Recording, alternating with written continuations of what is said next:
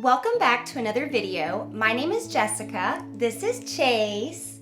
I'm a musician and I make wedding music planning approachable. In today's video, I'm going to be sharing with you things that you need to tell your musician before your wedding day. Now, of course, you need to tell your musician what songs you want them to play. That's a given. But I'm talking about more of the logistical things that you may not even think about. Most musicians are going to ask you some things during the planning process, but some of these things they may not think about. Or maybe you're hiring someone who's a great musician, but they're not experienced specifically in weddings. Today I'm going to empower you so that you'll know everything to discuss with your musician before the wedding day to ensure that everything runs smoothly. After selecting your ceremony songs, the first thing to tell your musician is how many guests will be attending your wedding. This is important information because it's going to help your musician determine how loud they need to be. For example, if I'm playing a wedding with 25 guests, my violin played acoustically is perfectly fine. But if I'm playing a wedding for 250 guests, my violin is probably not going to be able to project to the back row. And you certainly don't want to spend money on this wonderful music and then your guests not even be able to hear it and enjoy it, right? So have this conversation early on in the planning process, and that way your musician can plan accordingly. They might need to bring extra equipment like cables and stands and speakers, extension cords. And also keep in mind that some musicians do charge extra fees if they have to bring equipment other than their instrument. So go ahead and talk about this early on in your planning process with them. The second thing to tell your musician is a description of the ceremony space. Is your wedding going to be inside or outside? Is it going to be held in a large, grand ballroom with wood floors and tall ceilings, or is it going to be held in a very small, intimate location with carpet? These details are actually really important when it comes to sound quality, so the more information you can give your musician, the better chance of having the best possible sound. Again, these details are going to help determine the volume level needed, but also there's other things that musicians can do depending on what instruments, where they can modify the sound somewhat to best fit the space.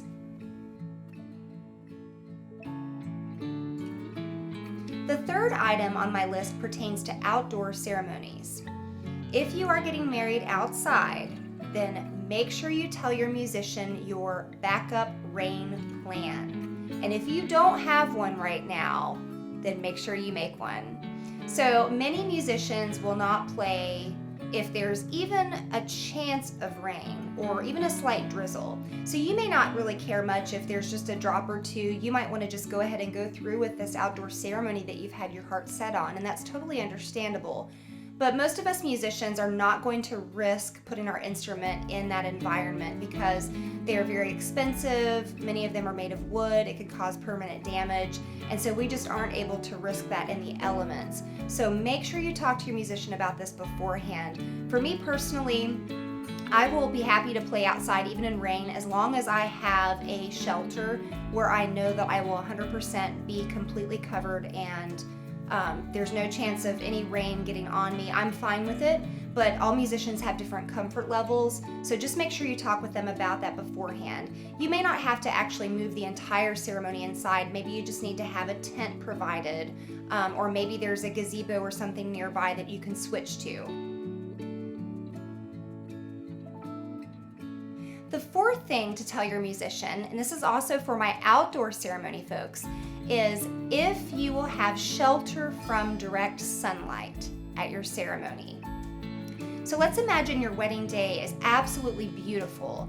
It's warm outside, the sky is blue, the birds are chirping, the sun is shining down.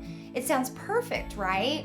Well, it may not be perfect for your musician. Most musicians will not play in direct sunlight because the sun is very damaging to instruments. So if you're getting married in a big open space with no shelter from the direct sun, make sure you tell your musician this before the wedding day.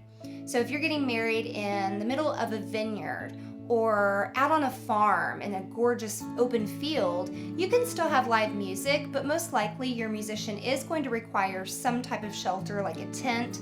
So just make sure you have this conversation with them so you can come up with a plan about who will provide that.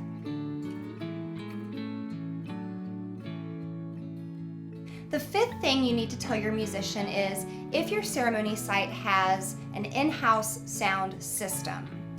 Now, if you're choosing to have acoustic instruments unplugged, this won't apply to you, but amplification is used quite often. For example, if you're having a vocalist, most of the time they want to use a microphone. So make sure you find out from whoever is in charge of the sound system at this location two very important questions to ask them. Number one, can my musician use this sound system? I know that seems crazy, but I've actually played some weddings where I wasn't able to use it for whatever reason and I had to bring my own. And then number two, if the musician can use it, then will there be somebody there on the wedding day to run the sound for the musician? Or is the musician going to be expected to figure this out, run it themselves?